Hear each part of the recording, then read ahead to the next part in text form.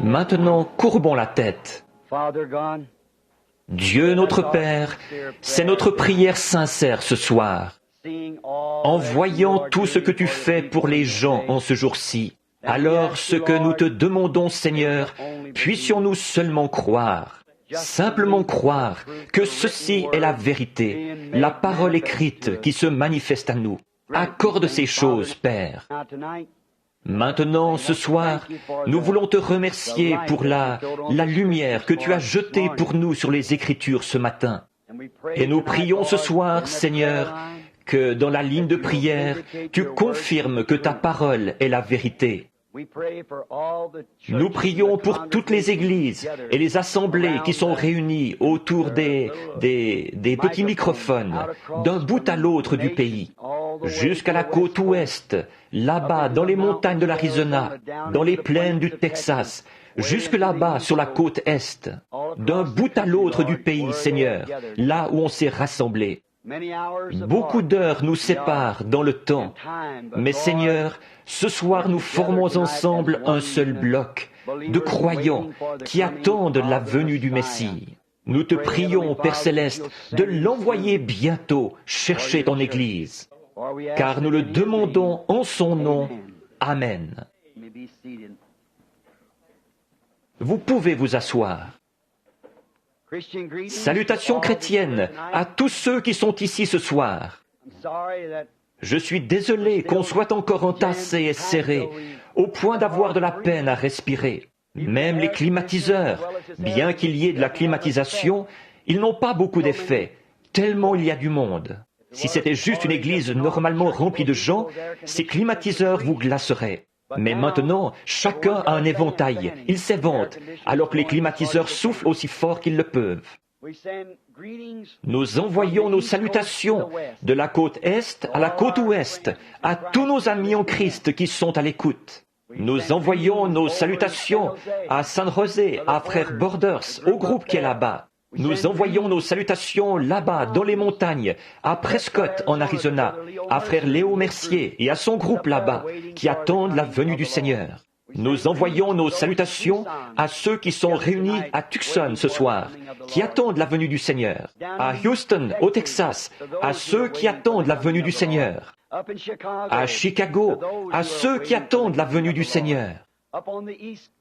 Sur la côte Est, à New York et dans le Connecticut, et aux grands groupes qui sont là-bas, qui attendent la venue du Seigneur. Nous n'avons pas de place ici pour les faire asseoir, alors nous devons simplement leur transmettre la parole au moyen du téléphone. Nous envoyons nos salutations à Frère Junior Jackson ce soir et à son groupe à Clarksville, à Frère Raddle sur la route 62 et à son groupe qui attendent la venue du Seigneur. Et nous sommes rassemblés ici ce soir dans notre église, dans le tabernacle. Nous attendons la venue du Seigneur. Et maintenant, beaucoup d'entre vous n'étaient peut-être pas là à la réunion de ce matin. Mais j'espère bien que tous ceux qui n'y étaient pas vont commander cette bande. Car je crois que c'était le message le plus direct qui a été transmis à l'Église depuis le message « Messieurs, quelle heure est-il » J'ai senti l'onction de l'Esprit. Je me suis senti conduit à dire ce que j'ai dit. C'était long, mais néanmoins je me suis senti conduit à faire comme ça. Et je pense que le Seigneur, par sa parole, a montré là quelle est l'heure où nous vivons. Alors, assurons-nous de bien comprendre ces choses mystérieuses qui se produisent. Vous savez, la Bible dit, les sages comprendront, mais les nations et les gens deviendront toujours plus faibles et plus sages. Pensez-y, l'Américain moyen est maintenant à l'âge mûr, vers l'âge de 20 ans, plus faible mais plus sage. À l'époque, il n'avait pas d'avion à réaction ni d'ogive atomique, mais il vivait beaucoup plus longtemps. Nous devenons plus faibles et plus sages, et notre propre sagesse, c'est elle qui nous détruira. Nous nous détruirons nous-mêmes. Ce n'est pas Dieu qui nous détruira, c'est notre sagesse qui nous détruira. Il en a toujours été ainsi et il en sera ainsi de nouveau. Maintenant, si le Seigneur le veut, dimanche matin prochain, je ne sais pas en ce moment de quoi je vais parler, mais j'ai confiance que le Seigneur, s'il nous laisse vivre et qu'il n'arrive rien, et si c'est sa volonté, Nous avons l'intention, dimanche matin prochain, d'apporter un autre message. Dimanche soir prochain, de prier pour les malades. Après, c'est moi qui devrais retourner à la maison, en Arizona, ramener ma famille là-bas pour que les enfants puissent être inscrits à l'école.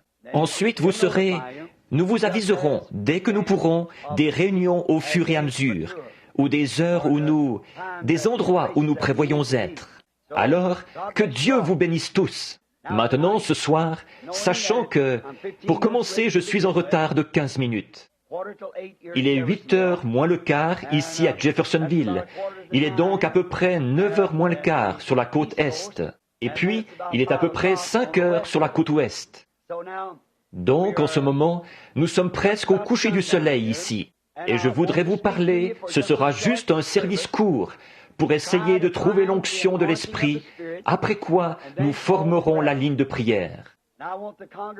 Et je voudrais que l'assemblée qui est ici, ainsi que celles qui sont réunies en d'autres lieux, trouvent un homme, un frère, qui est loin de l'Esprit. Et quand nous commencerons à prier pour les malades, allez imposer les mains à ceux de votre assemblée. Souvenez-vous, Dieu est omniprésent, il est partout. Alors, là-bas au Texas, là en Californie, là-haut en Arizona, où que vous soyez, imposez les mains à ceux qui sont malades, quand nous commencerons à prier pour les malades. Et je suis sûr que Dieu entendra la prière et l'exaucera. Une chose étrange, dimanche soir passé, alors que l'onction agissait et que le Saint-Esprit, ça a été vraiment impressionnant.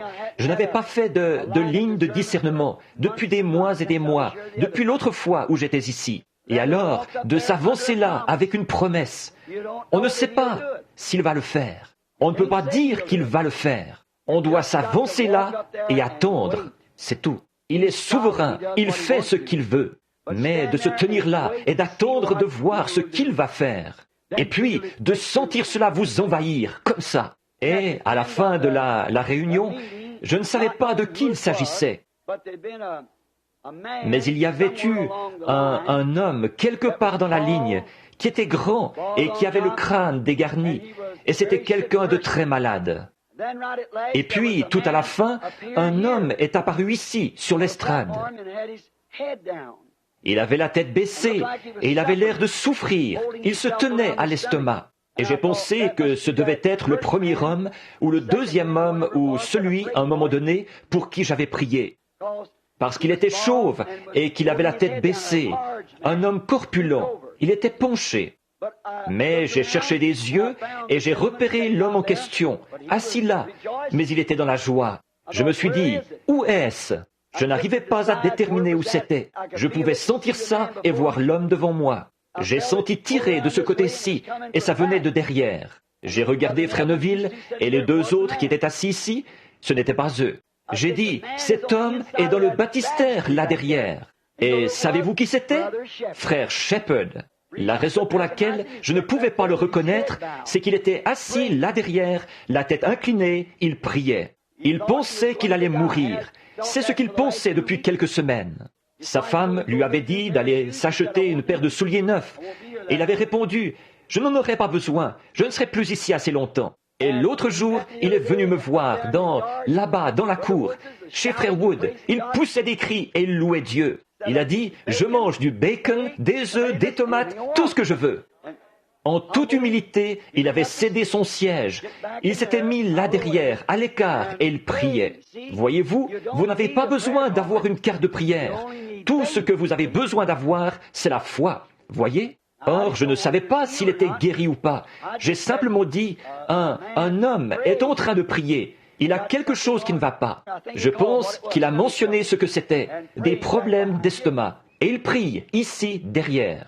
Le Seigneur Jésus vous rétablisse. Là, c'est tout ce que je pouvais dire. Ce qu'il y avait, l'attirance, c'était qu'il priait. Je pouvais voir ça, mais ce qui se produit, je ne sais pas, voyez ? Par contre, quand vous entendez cela revenir, tout le monde en est conscient. Quand il dit « Ainsi dit le Seigneur », voyez-vous ? Alors ce n'est plus moi qui parle là, c'est lui. Mais je dis toujours « Jésus-Christ vous a guéri ». C'est exactement la vérité. Il a été blessé pour nos transgressions. Par ses meurtrissures, nous avons été guéris. Voyez ?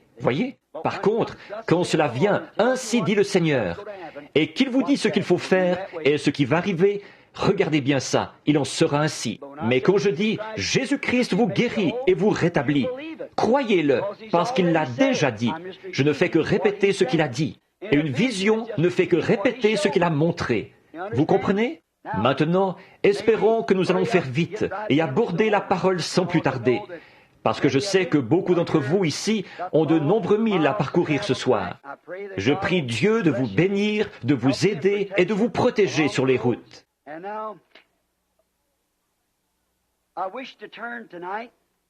Et maintenant, je voudrais prendre ce soir dans Matthieu au chapitre 21, les versets 1 à 11 de Matthieu. Et maintenant, si vous n'avez pas votre Bible ou si vous voulez noter ces passages de l'Écriture, très bien.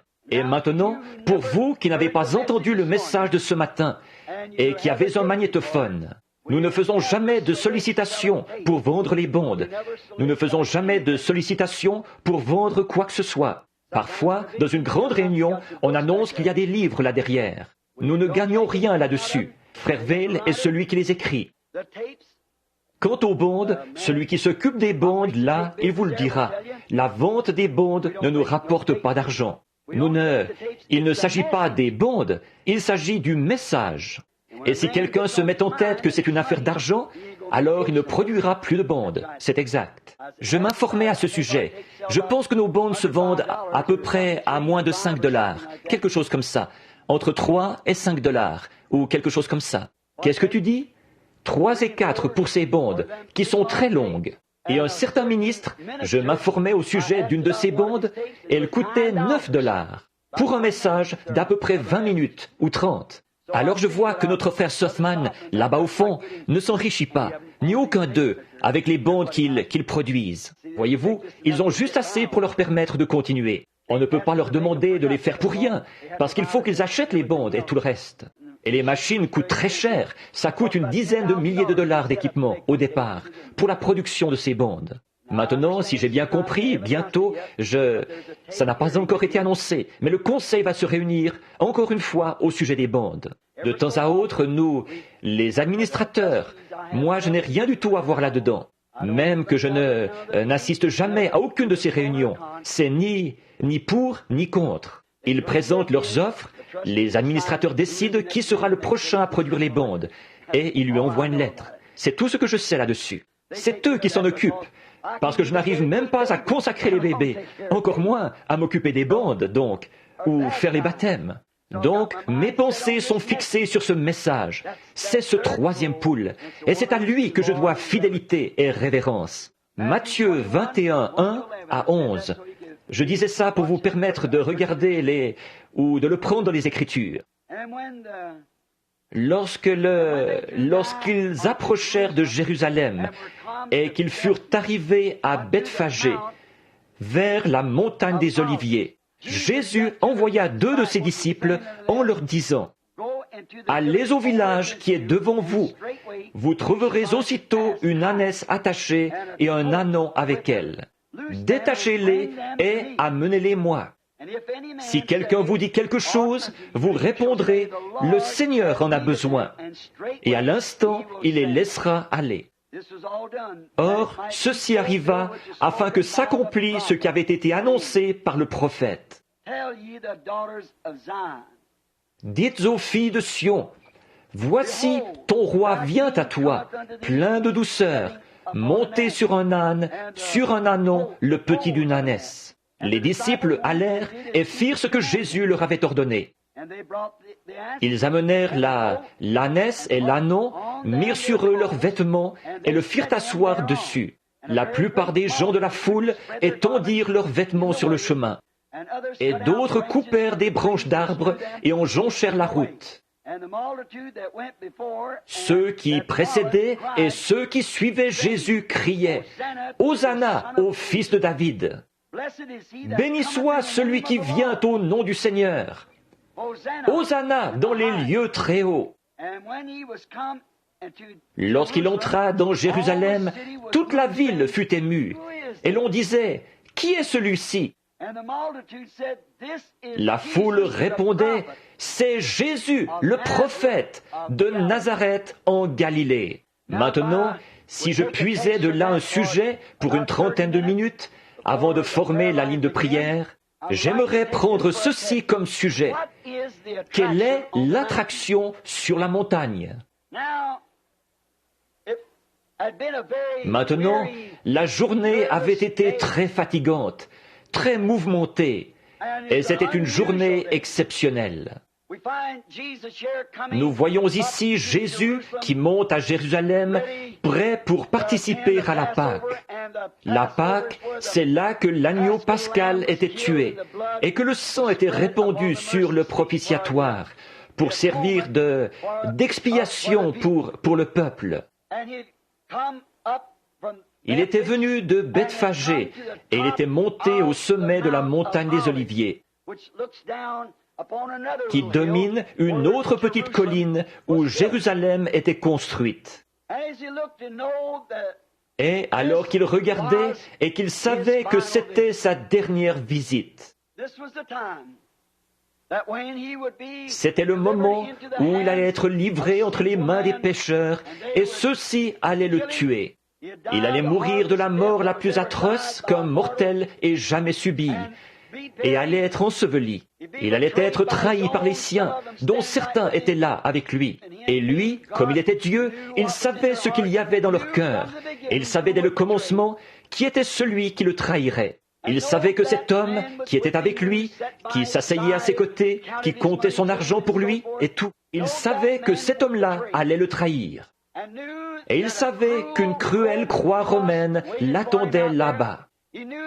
Il savait que l'eau de son corps et le sang de son corps allaient se séparer, et que le sang allait couler de son front en très grosses gouttes, comme de la sueur. Il savait tout ce qui l'attendait.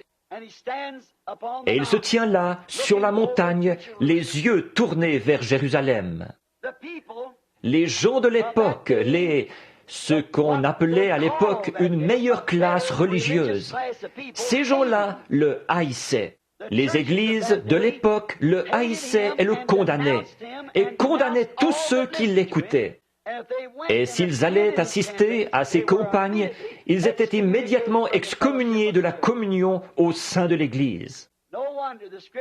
Ce n'est pas étonnant que l'Écriture ait dit « Il est venu chez les siens, et les siens ne l'ont pas reçu ». Ceux qui auraient dû l'aimer, ceux qui auraient dû se ranger de son côté, étaient ses ennemis acharnés, les plus acharnés. Et il s'était constitué un petit groupe avec des gens qui étaient pauvres, des pécheurs, des péagers, des gens sans instruction. La Bible dit que certains d'entre eux étaient même ignorants, illettrés. Certains ne savaient même pas signer leur nom. Il n'est jamais allé vers les églises chercher son peuple. Il n'a jamais été d'accord avec aucun des dirigeants des églises. Et, en plus, il se conduisait exactement à la manière d'un prophète. Il condamnait tout ce qu'il faisait, comme l'avaient fait les autres qui l'avaient précédé. En effet, ceux-là avaient été une portion de la parole, et lui, il était la parole dans sa plénitude. Mais au milieu de tout ça, dans chaque âge et par l'intermédiaire de chaque prophète, que ce soit ceux qui avaient été ou ceux qui allaient être, il y aura un certain nombre de personnes qui ont été prédestinées à entendre ce message, et eux, ils le suivront. Ceux-là ne tiennent aucun compte de la masse. Ils ne tiennent aucun compte des critiques de l'incroyant. Ils n'argumentent pas avec eux. Ils ont une seule chose à faire, c'est de croire et de saisir chaque parcelle de cela, tout ce qu'ils peuvent. De s'en imprégner, comme Marie qui s'asseyait aux pieds de Jésus. Marthe préparait son dîner, et Jésus lui a dit, « Mais Marthe, tu te préoccupes tellement des choses de la vie. » Mais Marie, elle, a recherché les choses les meilleures. Voyez-vous, les choses de la vie éternelle. Alors, nous voyons que beaucoup de ceux qui avaient compris, ils n'avaient pas de littérature comme nous avons aujourd'hui. Ils n'avaient pas de télévision, ni de téléphone, ni rien d'autre à l'époque. Mais il y avait eu comme une rumeur qui circulait qu'il allait être la Pâque. En effet, beaucoup de gens, ceux qui étaient axés sur les choses spirituelles, ils savaient qu'il était cet agneau pascal, parce qu'il leur avait déjà annoncé les choses qui allaient se produire. Alors, évidemment, comme il savait qu'il allait être là et qu'il l'aimait comme il l'aimait, il l'attendait. Il y avait une foule qui probablement se pressait, se bousculait d'une porte à l'autre, guettant de tous côtés, car il savait qu'à un moment donné il apparaîtrait. Il guettait. D'autres se demandaient ce qu'ils avaient à courir d'une porte à l'autre, ces gens-là. Quelle est l'attraction? Et ils regardaient par ici, et ils regardaient par là, cherchant à voir. Ils avaient l'air de chercher quelque chose, d'être dans l'expectative de quelque chose qui allait se produire. Oh, comme j'aimerais modifier mon sujet quelques minutes pour dire ceci. C'est ça qu'il y a aujourd'hui. Les gens qui attendent sa venue sont dans une grande attente et une grande expectative. Nous pouvons la ressentir, cette pression. Et ils cherchent, ils guettent chaque mouvement et chaque signe. Ils les comparent avec les Écritures. Et quand ils ont reconnu toutes ces choses qui avaient été prédites à son sujet jusqu'à la fin, ils ont su que la fin était proche. Ils voulaient être là, alors ils guettaient. Une partie de la foule était pour lui, la minorité. Une partie était contre lui. La plupart d'entre eux, 90%, étaient contre lui. Et c'est à peu près comme ça aujourd'hui. Dans le milieu religieux, quand on en arrive vraiment à la parole et à Christ, il y en aura environ 1% qui y croira. L'autre partie n'y prêtera aucune attention, peu importe ce qui a pu être accompli. Ils en feront un objet de plaisanterie, ou bien ils critiqueront cela violemment. C'est à peu près pareil. Le temps, les choses ne changent pas beaucoup. L'histoire ne fait que se répéter constamment. Eh bien, nous voyons que cela crée de la tension nerveuse. Forcément, inévitablement. Ils attendaient, ils se demandaient ce qu'il allait faire quand il arriverait là. Ils voulaient être là pour bénéficier de tout ce qu'il allait faire. Ils voulaient cela. Ils voulaient voir cela. Ils croyaient en lui. D'autres avaient entendu dire qu'il allait venir, et ils s'étaient rendus là-bas pour se moquer de lui. Donc, après toute cette attente énervante, une journée très exceptionnelle, un temps très exceptionnel, alors que les églises dormaient, les gens avaient les nerfs à fleur de peau, il y avait tellement de monde là-bas. Et alors, c'est arrivé. Du sommet de la montagne des Oliviers est venu un petit âne blanc. Il venait, il descendait la colline. Et avec lui, un groupe de gens qui criaient fanatiquement, qui arrachaient les rameaux des arbres et jetaient leurs vêtements sur la route en criant « Hosanna au fils de David, qui vient au nom du Seigneur !»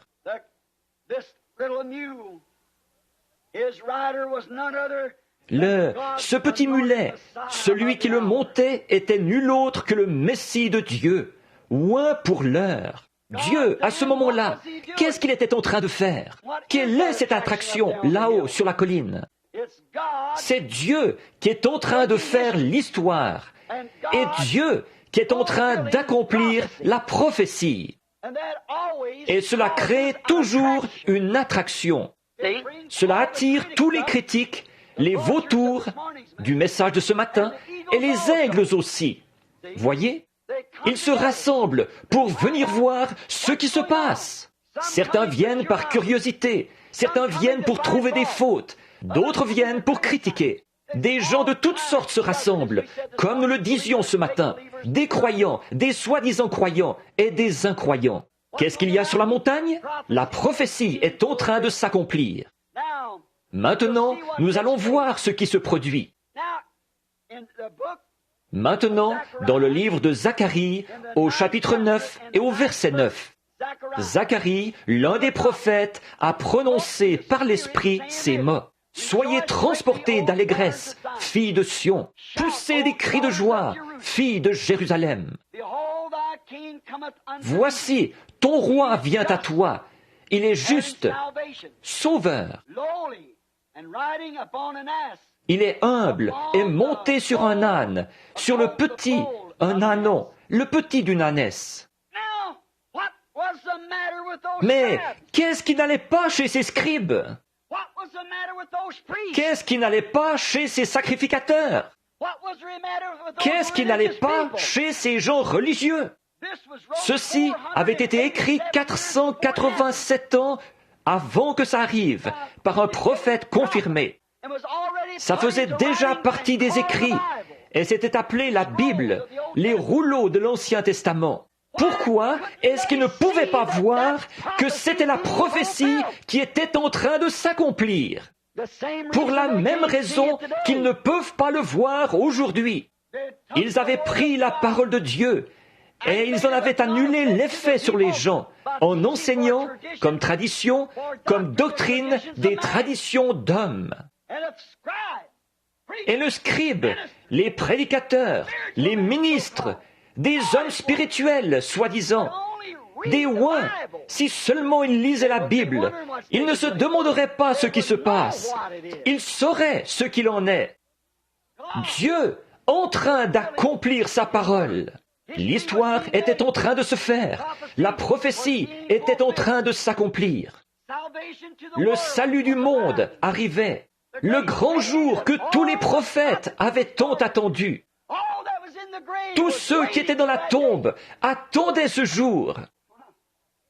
Oh, pensez-y, tous ceux qui étaient morts, tous les justes dont le sang avait été versé, les martyrs et les prophètes. À ce sujet, ils venaient de s'écrier, « Jérusalem, ô Jérusalem, toi qui lapides tous les prophètes que je t'envoie et qui tues les justes, combien de fois ai-je voulu te prendre sous mes ailes, comme une poule l'a fait, le ferait pour sa couvée, mais tu ne l'as pas voulu. Mais maintenant ton heure est venue. » Tous ceux qui étaient dans la tombe, Abraham, Isaac, Jacob, tous les prophètes, ils attendaient cette heure. Et l'Église était aveugle à cela. Qui est celui-ci qui cause tout ce bruit? Qui est ce gars-là? À un moment donné, ils avaient dit, n'est-ce pas le fils du charpentier d'ici? Nous le connaissons. D'où lui vient cette sagesse? Mais nous voyons bien qu'il n'est rattaché à aucune de nos écoles. Nous ne connaissons aucun livre dont il aurait tiré son instruction. Qui est-ce? Il était la réponse à la prophétie du prophète. Le voici qui vient, monté sur le petit d'une ânesse. Quelle attraction! Dieu était en train d'accomplir sa parole promise, l'heure qui était en attente depuis 4000 ans. Dans la Genèse, au chapitre 3 et au verset 15, Dieu avait fait cette prédiction. La semence de la femme écrasera la tête du serpent, mais la tête du serpent lui blessera le talon. Cette prophétie, dans la Bible, tout au long, avait été annoncée au sujet de la venue de cet homme. Et là, peu de temps avant, un prophète s'était levé parmi eux. C'était un prophète confirmé, Zacharie. Et il avait dit, « Vous, filles de Jérusalem, et vous, filles de Sion, réjouissez-vous, jubilez, poussez des cris, car votre roi vient à vous, doux, modeste et humble, monté sur le petit d'une ânesse. » Et là, les gens qui lisaient ce passage de l'Écriture, jour après jour, ils l'ont regardé arriver, monté sur un ânon, et ils se sont écriés, « Qui est celui-ci » Voyez, Dieu accomplissait sa parole pour ces gens qui auraient dû savoir ce qu'il en était, mais ils ne le savaient pas. Quand Dieu accomplit sa parole, cela crée toujours une attraction, toujours. Cela crée une attraction, car c'est quelque chose d'inhabituel. C'est si inhabituel pour la tendance moderne du jour, quand il accomplit sa parole. Parce que la tendance moderne du jour n'y croit pas. Ils ont leur propre façon de voir. Maintenant, nous voyons et retournons dans les Écritures pendant seulement quelques minutes encore pour prendre d'autres événements inhabituels quand Dieu a accompli sa prophétie. Quand Dieu dit quelque chose, il va l'accomplir. Tous les cieux et la terre passeront, mais cette parole ne pourra jamais passer. Donc, cela produit généralement un spectacle inhabituel. Remarquez comme c'est ridicule. La parole de Dieu est adressée à un peuple qui est censé la croire. Et pourtant, elle est si inhabituelle qu'il s'écrie, « Eh bien, qu'est-ce que c'est que ça? Où avez-vous ramassé cette histoire? Qui est celui-ci? Qu'est-ce que c'est que ça? » Alors qu'ils auraient dû crier, « Hosanna au roi qui vient au nom du Seigneur !» Mais il n'y avait qu'un petit groupe qui faisait ça, qu'un petit groupe. Après 4000 ans de prophétie concernant l'événement le plus important qui ait jamais pu arriver à la nation, car tout l'espoir des morts reposait là-dessus. Tout l'avenir reposait là-dessus. Et les gens religieux qui prétendaient y croire, ils s'écriaient, « Qui est-ce » Et quelle est cette attraction? Quelque chose d'inhabituel. C'est à peu près pareil. Ça ne change vraiment pas. Maintenant, c'est inhabituel. Voyons quelques-unes de ces choses inhabituelles, comme je viens de le dire. Quelle était l'attraction juste avant que le jugement frappe le monde et le détruise par l'eau? Un vieillard d'environ 120 ans construisait un bateau, alors qu'il n'y avait pas d'eau sur laquelle le faire flotter. Pendant des années, là-haut, il s'est tenu à la porte. Il travaillait dur à construire l'intérieur, le dedans, et il l'a enduite de poids en dedans et en dehors. Il disait, le monde va être englouti par l'eau, ce grand âge scientifique. Quel est ce martèlement là-haut sur la colline? Mais c'est un vieillard du nom de Noé qui est là-haut, un vieux fanatique. Le vieux est resté trop longtemps au soleil. Il a attrapé une insolation. Il a perdu la raison. Et il construit ce qu'il appelle une arche. Et il dit que les eaux vont descendre d'en haut, mais il n'y a pas d'eau là-haut. Et que ça va faire flotter tout le monde un peu partout. Et que tous ceux qui n'écoutent pas son message et tous ceux qui n'entreront pas dans cette arche, ils vont être noyés. As-tu déjà entendu pareille chose? C'était une attraction inhabituelle. Je m'imagine que quand les gens voulaient rire un bon coup, ils montaient là, ils se tenaient devant la porte de l'arche et ils riaient. Voyons donc, tu le disais il y a 100 ans qu'il allait pleuvoir. Grand-père m'a raconté qu'il t'avait entendu dire ici qu'il allait pleuvoir. Et tu continues toujours à frapper sur cette vieille pièce de bois ici. Pourquoi ne reprends-tu pas tes sens? Mais c'était Dieu qui se préparait à confirmer une promesse et à accomplir une prophétie que son prophète avait faite. Très inhabituel. Dieu qui accomplissait sa promesse à Noé pendant que les autres riaient. Dieu se préparait aussi à faire l'histoire pour montrer aux autres, jusqu'à ce jour-ci même, qu'il tient sa parole. Peu importe combien ça peut sembler irréel et contraire à la raison, il tient quand même sa parole. Il faisait de ce vieillard qui martelait cette arche un exemple pour les gens, ici en Amérique ce soir et partout dans le monde.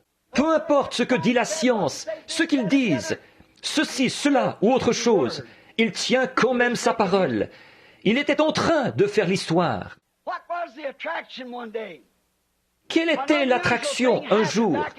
Un événement inhabituel a eu lieu là-bas dans le désert, et c'était un buisson en feu. Et un prophète fugitif se trouvait là dans le désert.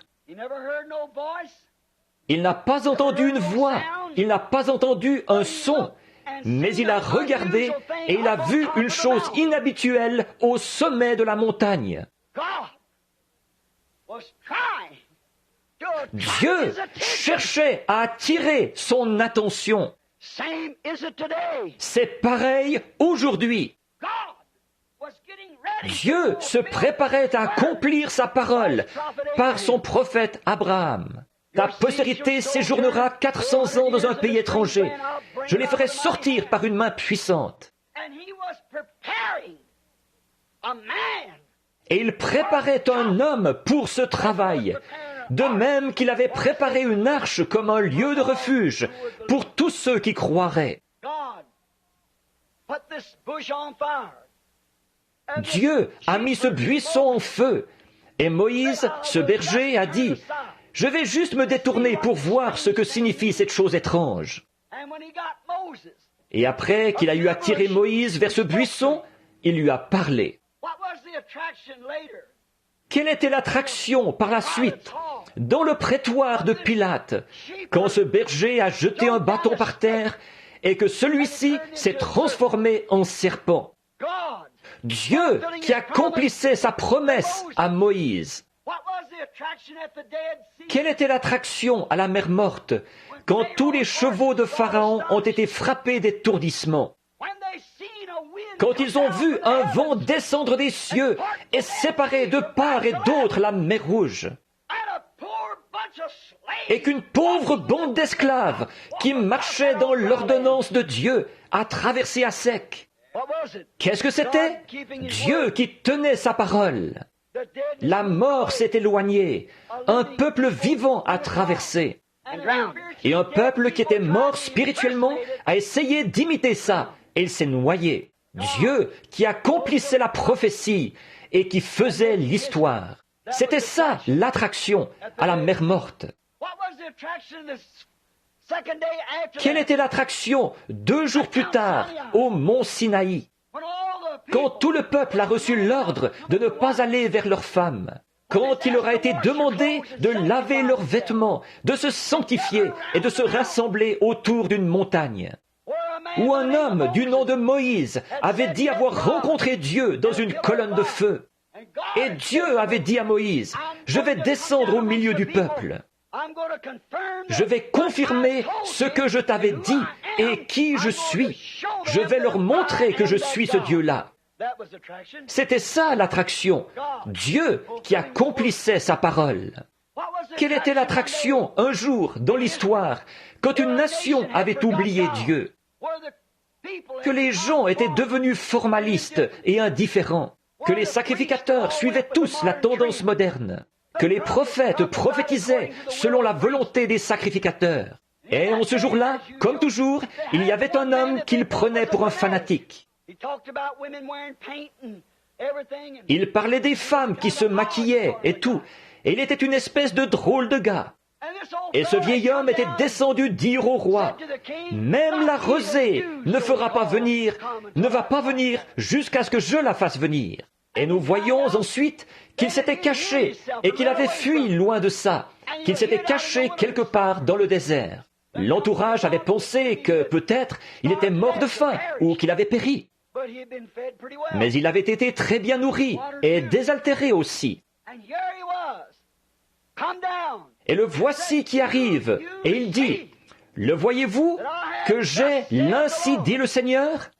Maintenant, si vous n'êtes pas encore convaincus, montons au sommet de la montagne et prouvons qui est Dieu. » En effet, il avait reçu du Seigneur une autre vision. Il a dit, « Choisissez-vous un autel et construisez-le, et choisissez des bœufs et immolez-les.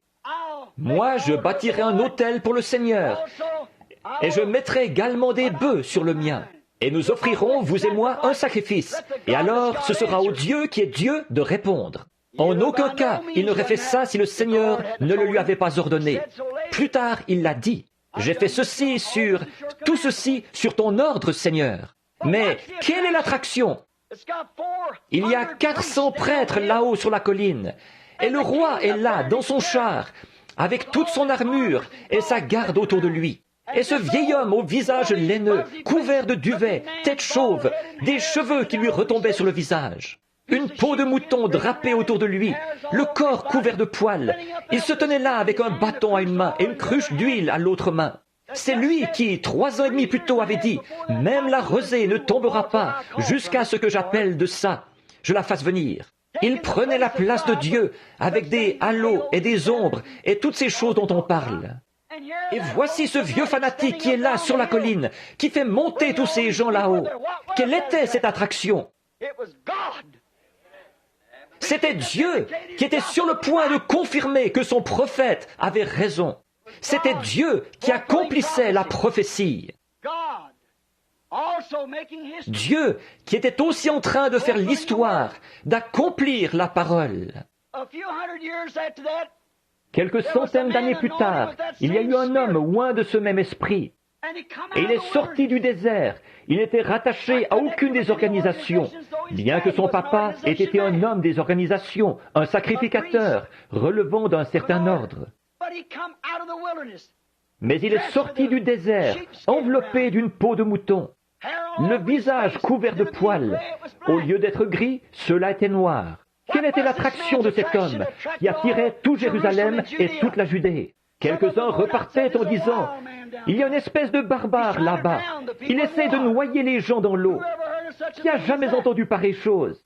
D'autres étaient curieux et ils disaient, « Ce doit être le Messie. » L'un d'eux disait, « Peut-être que c'est l'un des prophètes. » Ils ne savaient pas quoi penser. Mais qu'est-ce que c'était? C'était Dieu qui accomplissait Ésaïe 40. Là où il avait dit, « Voici ce qu'il allait faire dans les derniers jours, qu'il allait envoyer son serviteur, et ce que celui-ci allait faire. » Alors, quelques semaines plus tard, nous voyons que cet homme était si sûr de son message qu'il a dit, « Il y a quelqu'un parmi vous dont je ne suis pas digne de porter les souliers. Il vous baptisera du Saint-Esprit et de feu, comme moi j'ai baptisé d'eau. » Un jour, un jeune homme ordinaire, d'une trentaine d'années, est descendu là-bas et il a été baptisé. Et quand cet homme est venu, il y a eu une telle attraction auprès du prophète. Le prophète s'est comporté d'une façon bizarre ce jour-là. L'assemblée ne pouvait pas s'empêcher d'observer le comportement de ce prophète, alors qu'il discutait avec les sacrificateurs de l'autre côté du fleuve. Il disait, « C'est Dieu qui a construit cet autel. C'est Dieu qui nous a dit de faire ceci. Moïse est le prophète. Nous croyons en Moïse. Le sacrifice ne sera jamais supprimé. » Je peux entendre Jean répondre. Il dit, « N'avez-vous pas lu dans l'Écriture ce que le prophète Daniel a dit? Le sacrifice perpétuel sera supprimé. Cette heure est arrivée. » N'avez-vous pas lu ce qu'Ésaïe a dit au chapitre 40? C'est ici la voix de celui qui crie dans le désert. Préparez le chemin du Seigneur. Voilà deux prophéties qui me concernent. Et autre chose, n'avez-vous pas reconnu notre prophète il y a 400 ans, Malachie, quand il a parlé au chapitre 3 et qu'il a dit, « Voici, j'envoie mon messager devant ma face pour préparer le chemin. » Ne savez-vous pas que ceci accomplit la prophétie? La prophétie était en train de s'accomplir. Et à peu près à ce moment-là, le prophète s'est retourné et il a dit, « Voici venir l'agneau de Dieu qui ôte le péché du monde. » Maintenant, quelle est l'attraction? Elle est passée du prophète à sa prophétie. Maintenant, remarquez ce qui s'accomplit là. Voici un homme ordinaire qui arrive. Personne ne le connaissait. Un fils de charpentier.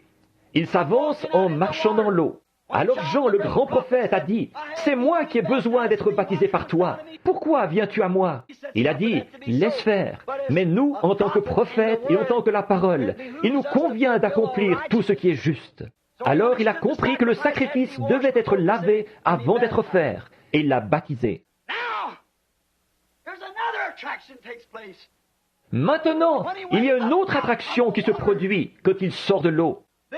Ce prophète qui avait proclamé avec tant de loyauté quel était son âge et quel moment c'était, il a levé les yeux et il a vu les cieux s'ouvrir.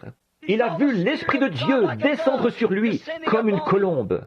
Et une voix a dit, « Celui-ci est mon Fils bien-aimé, en qui j'ai trouvé mon plaisir. » Dieu confirmait le message d'un prophète. C'est ce qui attirait l'attention au Jourdain. Un frère a chanté tout à l'heure, où il devait chanter, « Sur les collines lointaines se dressa une vieille croix rugueuse. » Quelle est l'attraction sur le mont du Calvaire? Alors que nous voyons le monde religieux qu'il avait condamné et le gouvernement romain qu'il avait condamné à mort. Et il était suspendu là, entre deux malfaiteurs, mourant de soif, le sang qui coulait de son corps. Suspendu là, il s'écrie, « Mon Dieu, pourquoi m'as-tu abandonné ?» Et les gens religieux qui se tenaient là à regarder ça, Ils étaient bien loin de se douter que la prophétie de l'Ancien Testament était en train de se réaliser là même, au calvaire, à ce moment-là. David lui-même avait écrit, il avait agi, ravi en esprit comme tous les prophètes, il avait agi comme s'il s'agissait de lui. David s'était écrié dans le psaume 22, « Mon Dieu, pourquoi m'as-tu abandonné? Tous mes os, ils me regardent. Ils ont percé mes mains et mes pieds. » David parlait comme s'il s'agissait de lui. Et ce n'était pas David, c'était Christ en David. Et voici la prophétie même qui avait été proclamée par tous ces prophètes-là. Elle était en train de s'accomplir sur le mont du Calvaire. Quelle est l'attraction sur le mont du Calvaire? Dieu qui accomplit sa parole. Une autre attraction qui s'est produite sur un mont, c'est au jour de la Pentecôte. Quand ils étaient tous là à participer à une fête religieuse, ils pensaient qu'ils s'étaient débarrassés de tous les fanatiques. On n'avait plus entendu parler d'eux depuis 10 jours. Tout à coup, comme une ruche, du haut du bâtiment, les voilà qui sortent d'un coup. Ils se précipitent dans les rues en poussant des cris et en faisant ces choses bizarres. Qu'est-ce que c'est que ça? Que veut dire ceci? Tous ces hommes sont-ils ivres? Regardez bien. Et un prophète s'est levé au milieu d'eux. Et ce qui est très approprié pour un prophète. Il a dit, « Hommes israélites, et vous qui séjournez en Judée, à Jérusalem, sachez ceci et prêtez l'oreille à mes paroles. Ces gens ne sont pas ivres comme vous le pensez, mais c'est ici ce que le Seigneur avait dit par l'intermédiaire de Joël, le prophète. Il arrivera dans les derniers jours que je répandrai mon esprit sur toute chair. » C'était ça l'attraction. Les gens religieux, après avoir crucifié le prince de la vie et tout, encore là, ils n'avaient pas vu la promesse de la venue du Saint-Esprit. L'attraction. Qui est celui-ci? Que veut dire ceci? Qu'est-ce qui leur prend à ces gens? Oh là là, c'est pareil aujourd'hui. Nous allons en laisser de côté une bonne partie pour en venir à cette heure-ci. C'est la même chose aujourd'hui. C'est la même chose qui se passe. La même question est posée. Qu'est-ce que c'est que tout ce tapis? Regardez la rue, d'un bout à l'autre. Des voitures qui viennent du Michigan à la Floride, du Maine à la Californie. Ce matin, quand je suis reparti en voiture, ou juste après-midi, nous descendions la rue, ma femme et moi, et nous regardions les plaques d'immatriculation des voitures. C'est là que j'ai pensé à ce texte.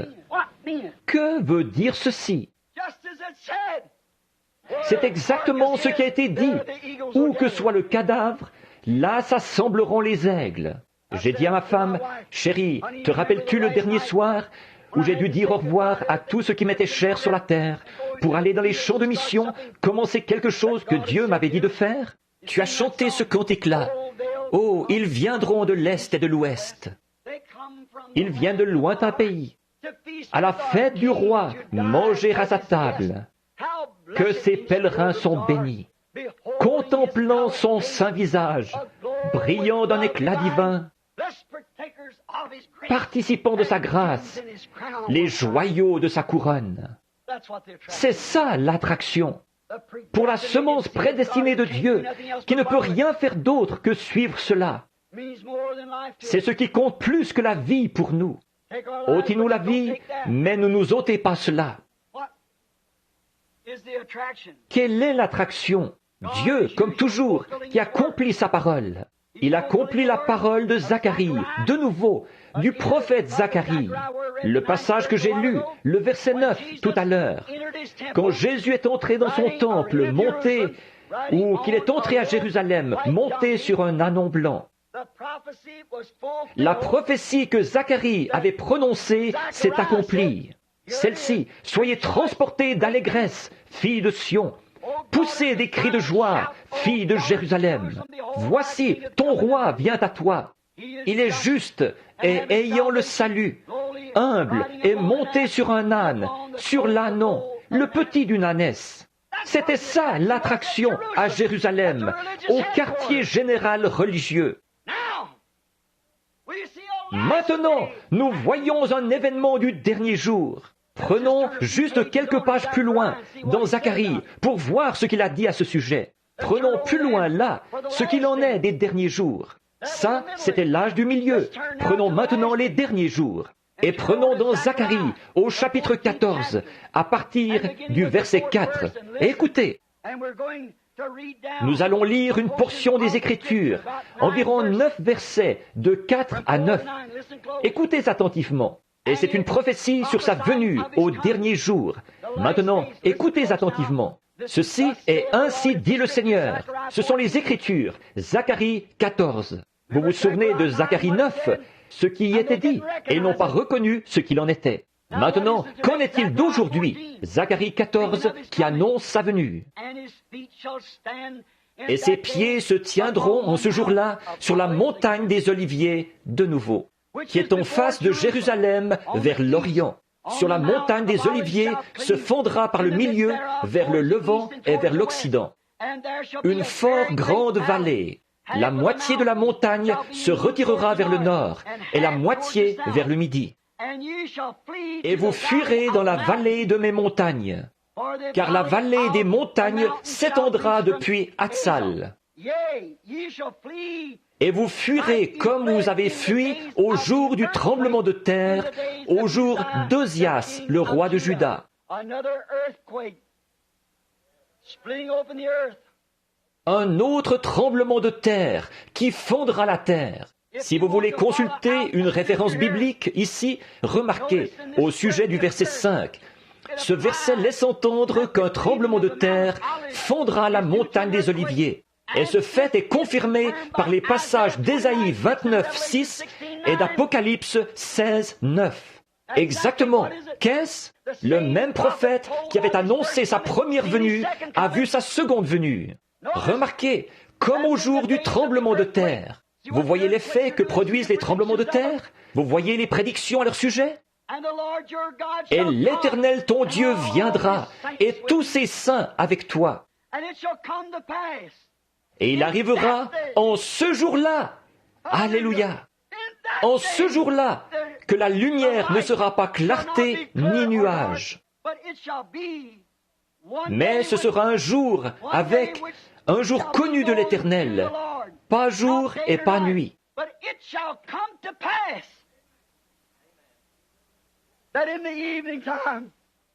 Et au temps du soir, il y aura de la lumière.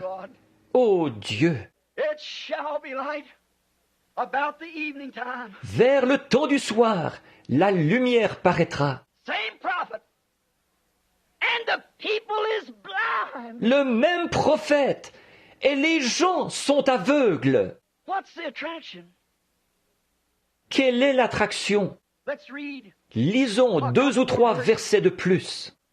Et il arrivera en ce jour-là que les eaux vives sortiront de Jérusalem, la moitié vers la mer orientale et la moitié vers la mer d'Occident. Cela aurait lieu été et hiver, l'évangile qui est proclamé aux Juifs et aussi aux gens des nations. Et l'Éternel sera roi sur la terre. En ce jour-là, et il y aura un Éternel, et son nom sera un.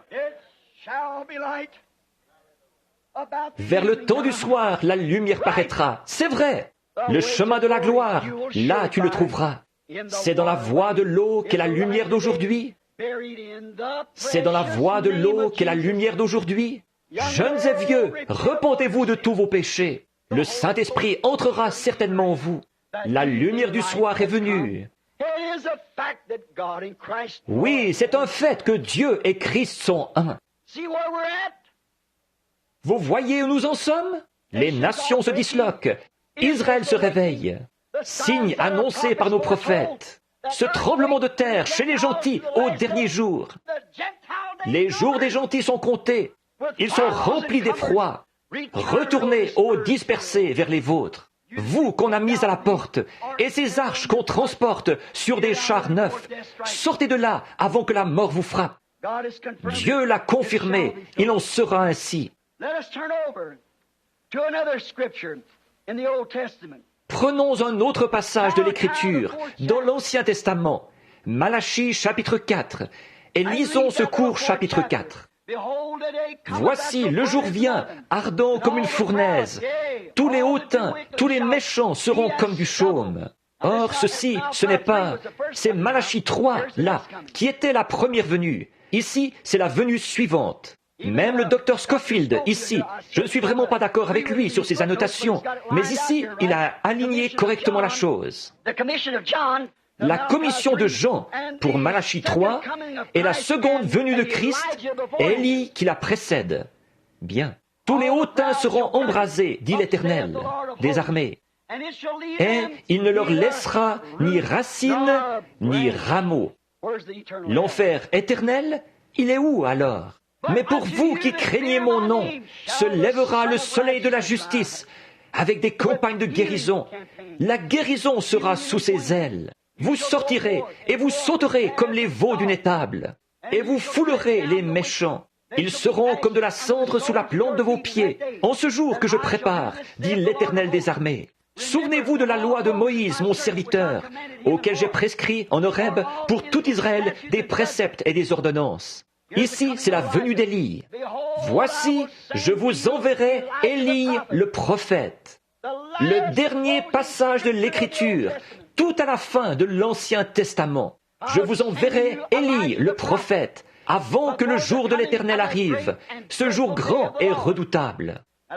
Or, ça n'aurait pas pu être Jean. Non, voyez-vous, le monde n'a pas été brûlé, et les justes n'ont pas foulé les méchants. Voyez, non, non. Avant le jour de l'Éternel, ce jour grand et redoutable, il ramènera les cœurs des pères à leurs enfants, et les cœurs des enfants à leurs pères, de peur que je ne vienne frapper le pays d'interdit.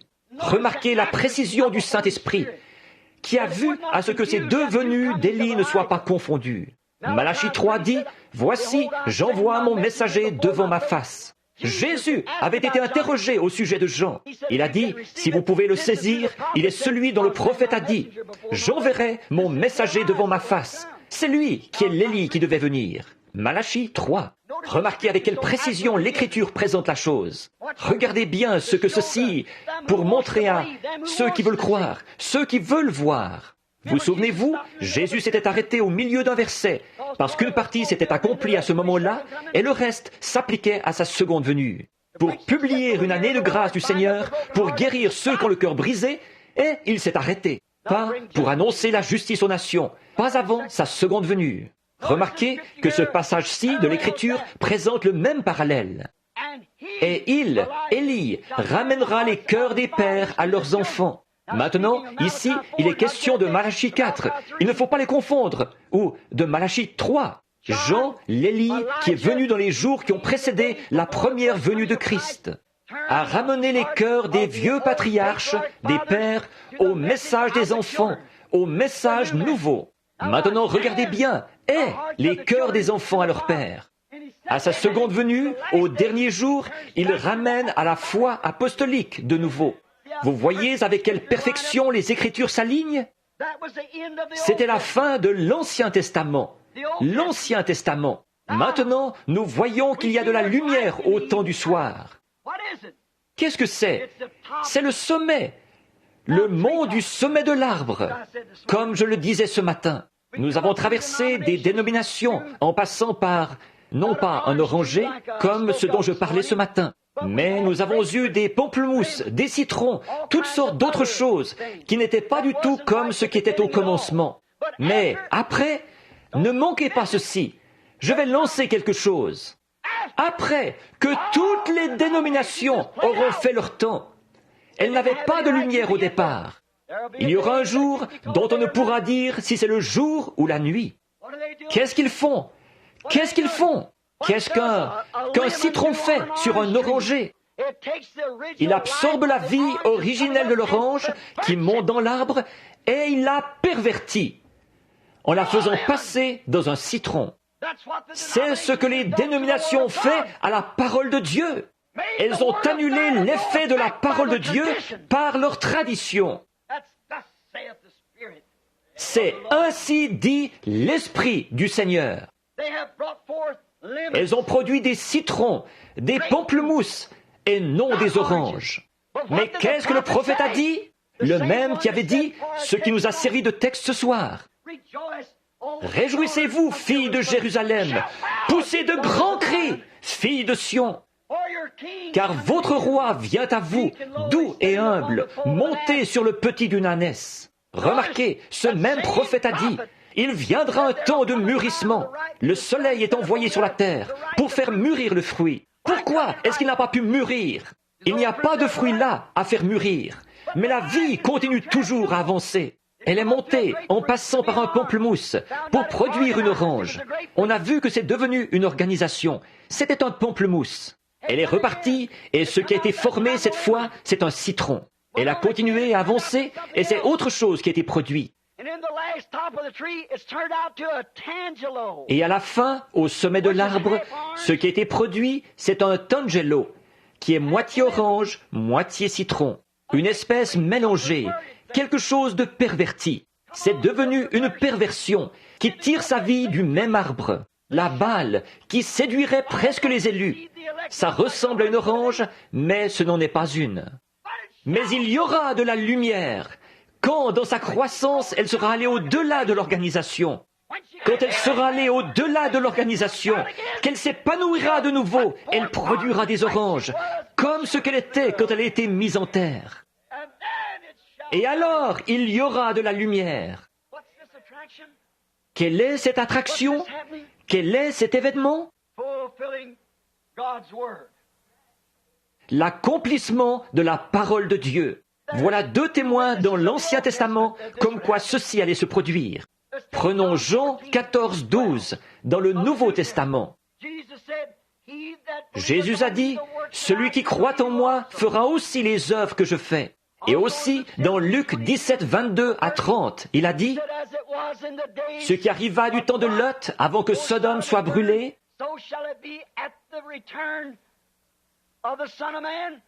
arrivera de même au retour du Fils de l'homme, au jour où le Fils de l'homme se révélera. Oh, vous n'avez qu'à regarder les Écritures. Le Fils de l'homme, Jésus-Christ, le même hier, aujourd'hui et éternellement. Ça s'est développé jusqu'au-delà des dénominations. Ça s'est développé jusqu'à se former au sommet de l'arbre. Qu'est-ce qu'il a dit dans Jean 14 ou 15? Tout sarment qui est en moi et qui ne porte pas le fruit sera coupé et retranché, jeté au feu et brûlé. Mais tout sarment qui portera du fruit sera émondé.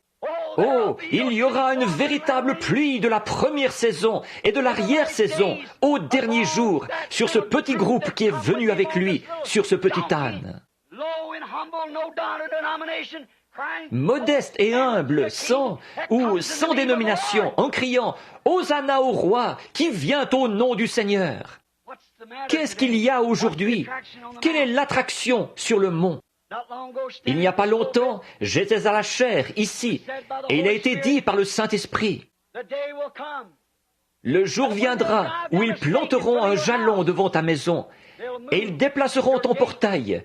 C'est pour t'éviter ceci, pour que tu ne te fâches pas. J'ai vu mon portail arraché et posé sur le flanc de la colline. J'ai vu la colline en face de moi, toute creusée. Et il y avait là des planches et tout.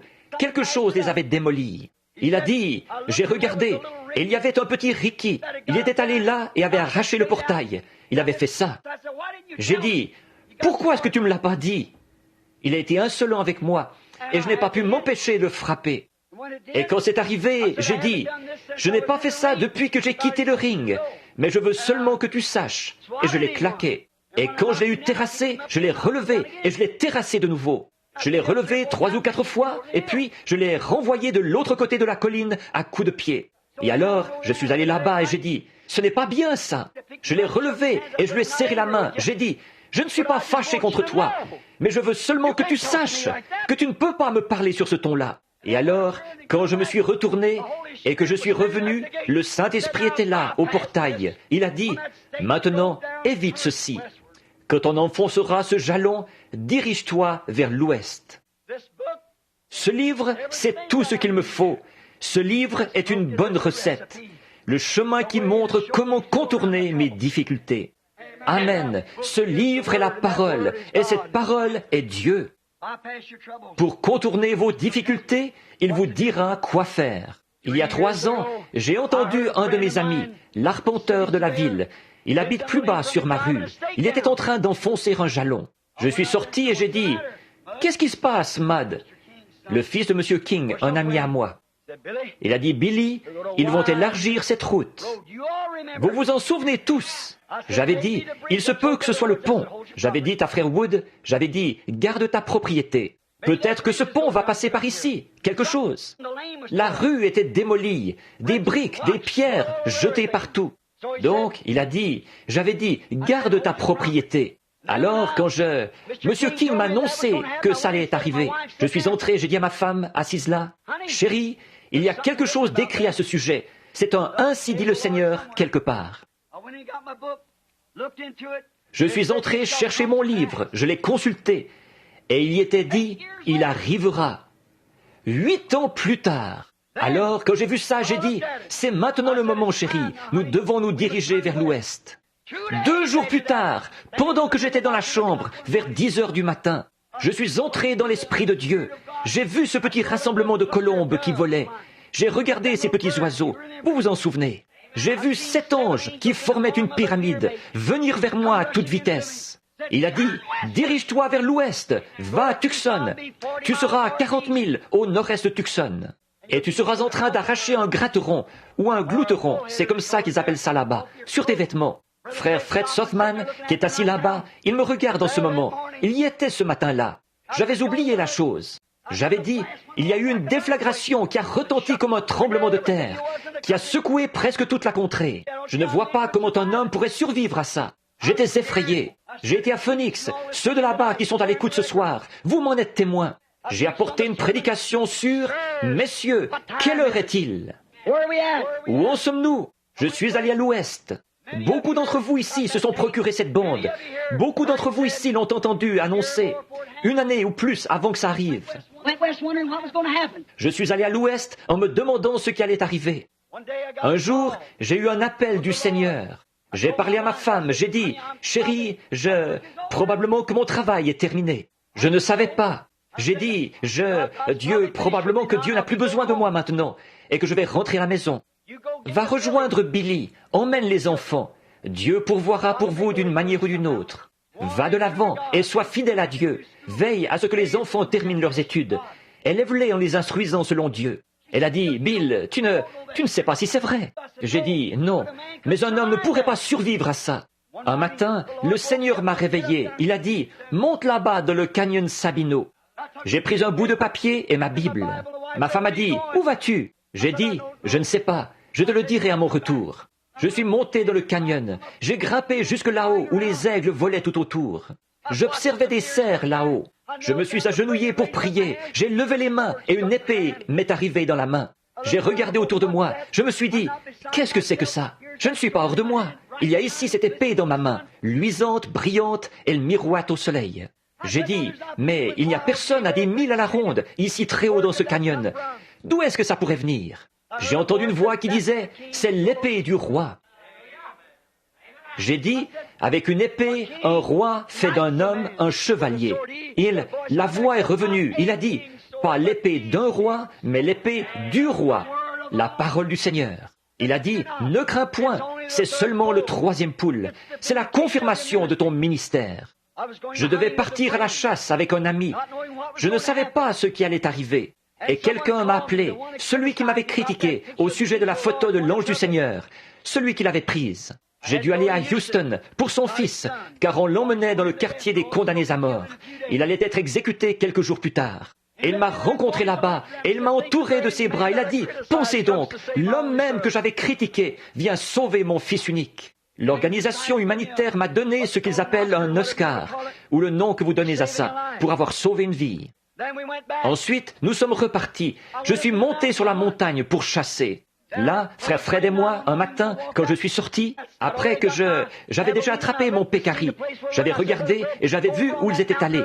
J'ai dit, frère Fred, va donc sur cette montagne-là, tôt le matin, là, vers l'aube, et moi j'irai sur l'autre. Je ne tirerai pas sur le sanglier, je ne le tuerai pas, mais s'ils viennent dans cette direction, le troupeau, je tirerai devant eux, alors ils rebrousseront chemin. Frère Fred est allé là-bas et il n'y avait pas de sanglier. Il m'a fait signe de la main, je l'ai vu.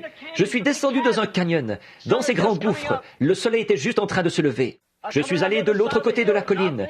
Je ne pensais pas du tout aux prophéties. Je me suis assis, j'attendais, je me reposais. Je me disais, qu'est-ce qui est arrivé à ces sangliers? J'ai arraché, je me suis assis comme font les Indiens, vous savez, les jambes repliées. J'ai regardé sur la jambe de ma combinaison, et il y avait un glouteron. Je l'ai arraché et j'ai dit, c'est bizarre. Me voici à environ 40 000 au nord-est de Tucson. Il y a mon petit garçon Joseph qui est assis là à m'attendre. Et en levant les yeux, j'ai vu apparaître un troupeau de sangliers à environ 1000 verges de moi sur une montagne. J'ai jeté le glouteron par terre, j'ai dit, je vais les attraper. Je vais aller chercher frère Fred. Je vais accrocher un bout de papier sur cet cotillot pour savoir quel chemin prendre. Et on va aller chercher frère Fred. J'ai commencé à gravir la montagne et j'ai couru aussi vite que j'ai pu de l'autre côté. Tout à coup, j'ai pensé que quelqu'un m'avait tiré dessus. Je n'avais jamais entendu pareille déflagration. Cela secouait toute la contrée. Et à ce moment-là, un rassemblement de 7 anges s'est présenté devant moi. Je suis allé retrouver frère Fred et les autres un peu plus tard. Il a dit, qu'est-ce que c'était? J'ai dit, c'était ça. Qu'est-ce que tu vas faire? Retourner à la maison.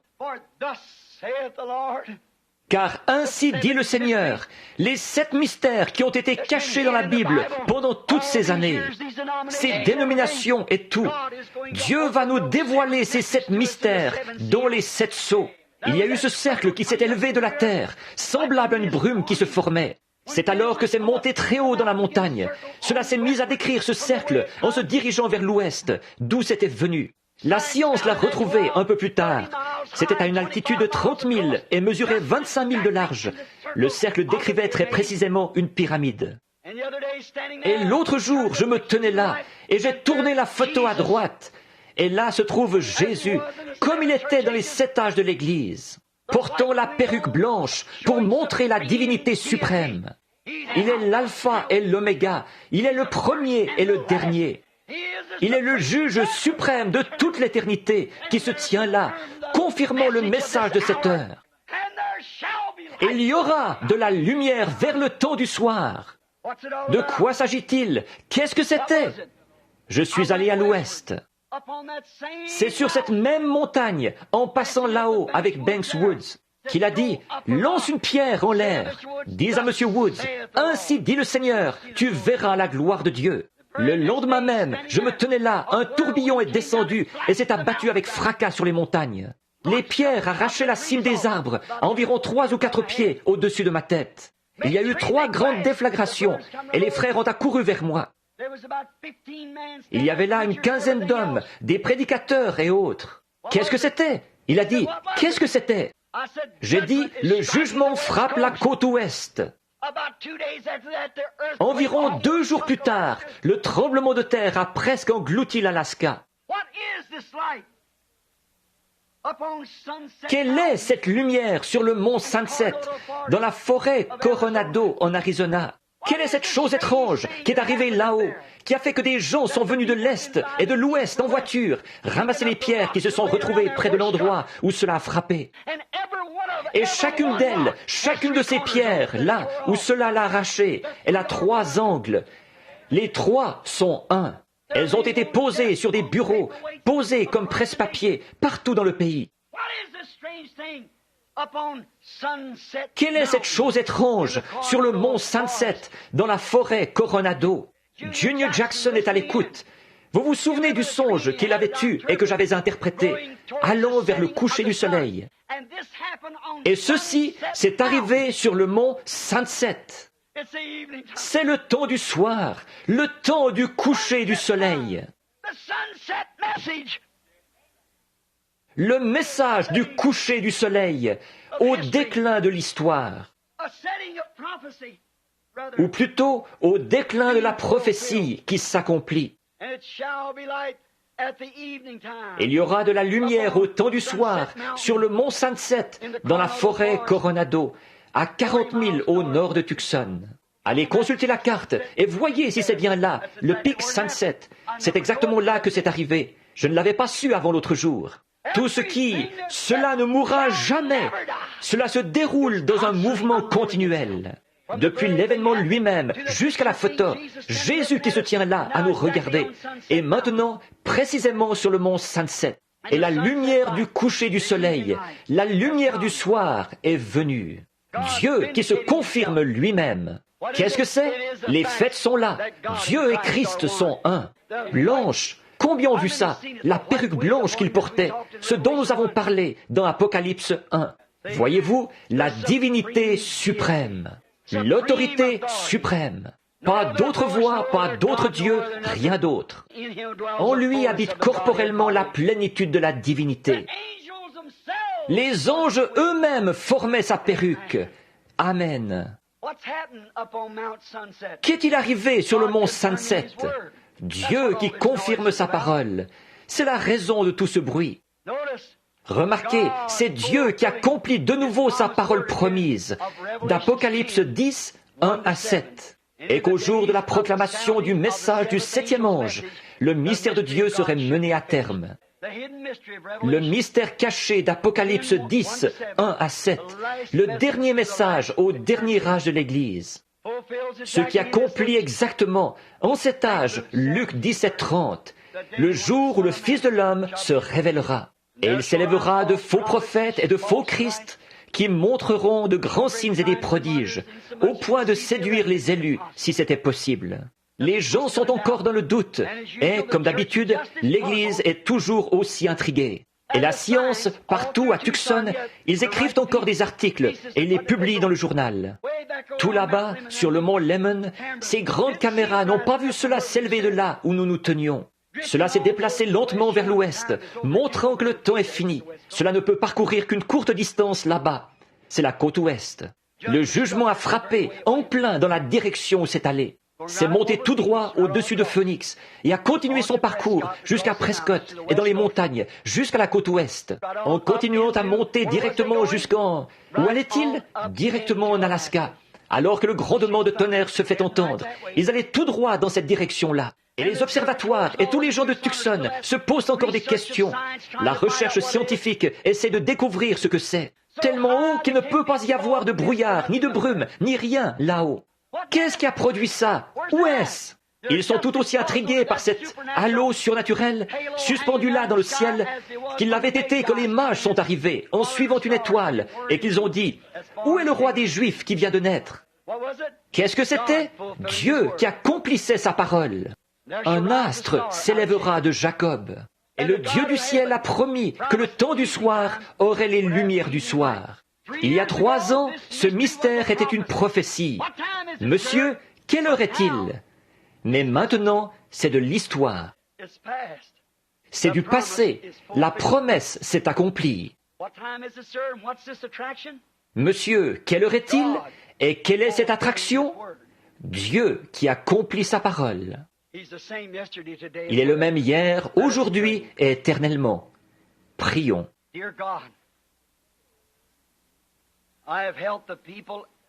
Dieu bien-aimé, j'ai retenu les gens longtemps, beaucoup plus longtemps que je n'en avais l'intention. Je prie au Dieu que quelque chose aura été dit ou fait pour amener les gens partout à comprendre. Et qu'en voyant et en comprenant, ils puissent croire que tu es le vrai Christ. Et que les paroles qui sont en train d'être confirmées sont la confirmation que sa parole est parfaite et qu'elle s'accomplit en sa saison. Maintenant, Seigneur Jésus, selon tes propres paroles, tu as dit que le monde serait dans un état sodomite. Nous savons ça, nous pouvons le voir. Et tu avais dit en ce jour-là ce qui arriva à Sodome. Il y a eu 3 messagers qui ont été envoyés au monde des nations et au monde des Hébreux. Et l'un d'eux, qui était Dieu lui-même, le Fils de l'homme, s'est révélé dans une forme humaine et a accompli un miracle en ce qu'il a dit à Abraham, ce que Sarah faisait derrière lui dans la tente. Tu as dit que cela se reproduirait de nouveau, quand le monde des nations tout entier serait dans un état sodomite. Et nous y sommes, Seigneur. D'autres prophéties confirment la même chose. Élie qui serait envoyé dans les derniers jours, l'esprit d'Élie sur la terre, pour ramener les cœurs des pères ou des enfants à leur père. Et je te prie, ô Dieu, de confirmer en cette heure ta parole, selon laquelle tu es le même hier, aujourd'hui et éternellement. Accorde-le, Père. Ils sont tous à toi. Je te prie d'accorder ces bénédictions et de confirmer ce qui a été dit pour la gloire de Dieu. Au nom de Jésus-Christ, Amen.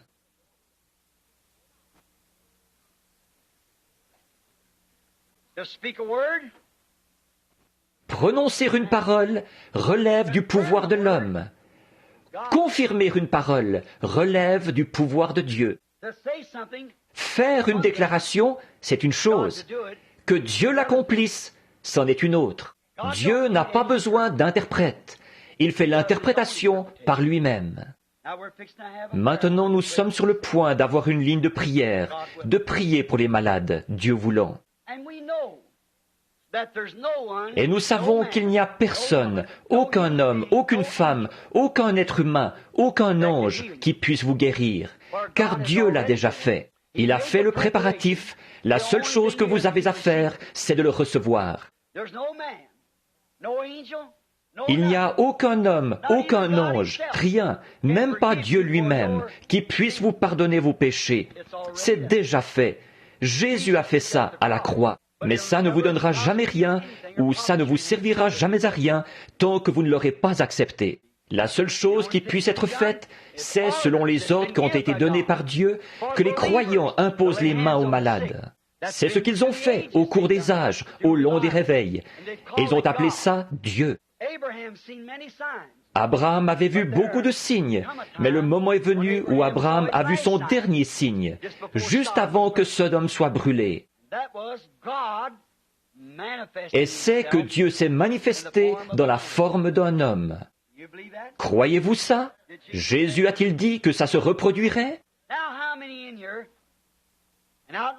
Combien ici, et à la radio ou au téléphone, d'un bout à l'autre du pays, si vous êtes toujours à l'écoute, préparez-vous maintenant pour la prière. Soyez en prière. Et vous qui avez posé ces mouchoirs ici, je ne peux pas dire à Dieu ce qu'il doit faire. Non, loin de moi l'idée même d'essayer. Il est souverain, il fait ce qu'il veut.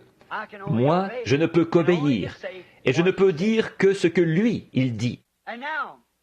Les gens sont debout le long des murs. On est entassés, on est serrés. Je me demande si nous pourrions demander à Dieu, en nous appuyant sur ces mots, quelle est cette attraction? Si Dieu veut bien se mouvoir parmi nous, de nouveau, il y a peut-être des nouveaux venus ici, se mouvoir parmi nous et montrer sa face bénie parmi nous, montrer que son esprit est ici, montrer qu'il est le même hier, aujourd'hui et éternellement, pour que chacun de nous, après ces deux messages puissants, puisse croire qu'il en est ainsi. Le pourriez-vous? Très bien. Au lieu de former une ligne de prière, alors, il fait chaud, on est serré, debout le long du mur. Je regarde de ce côté-ci, pour former ma ligne, c'est impossible. Regardez, debout là. Est-ce que je pourrais la former de ce côté-ci? Il y a là vos malades, des brancards et tout, là. C'est impossible.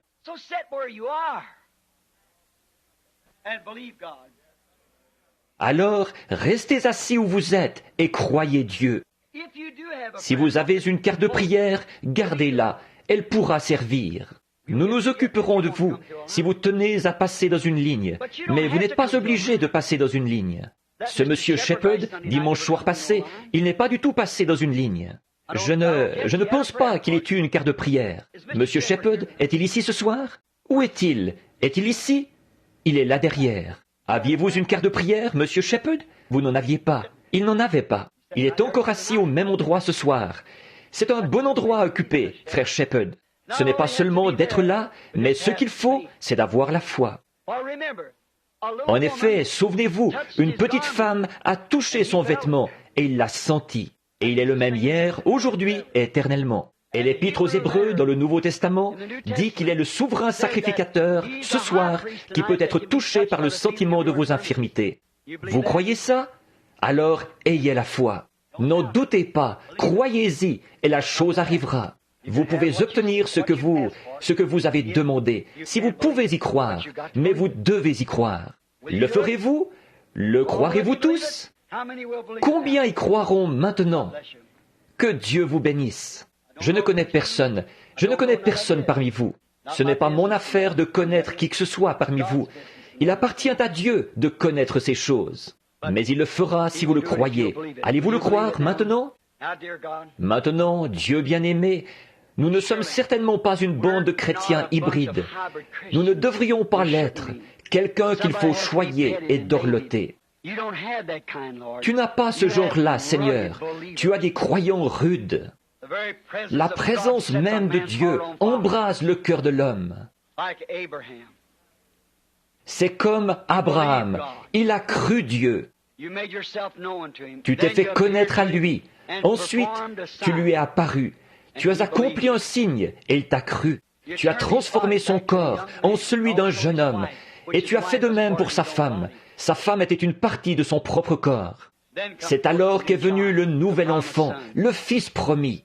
Ô Dieu, tu as promis qu'il arriverait la même chose aujourd'hui. Je te prie de confirmer cette parole. Et nous nous en tiendrons uniquement à cette promesse-là, selon laquelle il arriverait ce qui est arrivé à Sodome. Juste avant que Sodome soit brûlé et que le jugement frappe Sodome, le monde des nations. De même aussi, le jugement est sur le point de frapper le monde des nations.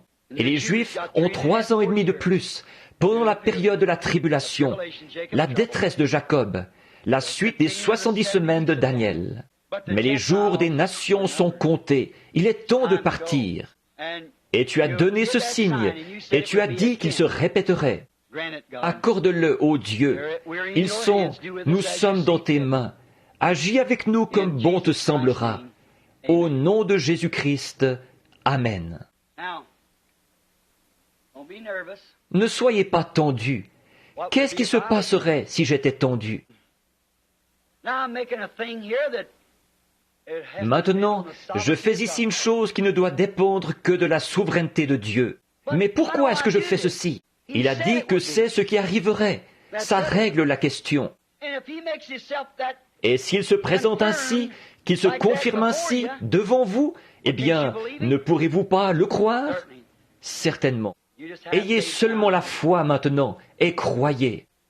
Je vais simplement promener le regard pour voir où le Saint-Esprit conduira, ce qu'il fera. Je ne sais pas ce qu'il fera, cela dépend de lui.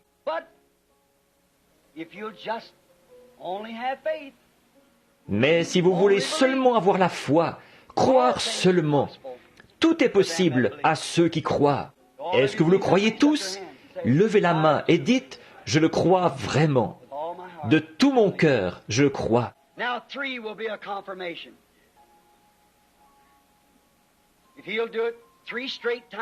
Maintenant, 3, ce sera une confirmation. S'il le fait 3 fois de suite, pour vous prouver que c'est vrai. Peu m'importe où vous êtes, qui vous êtes, vous ayez seulement la foi et croyez.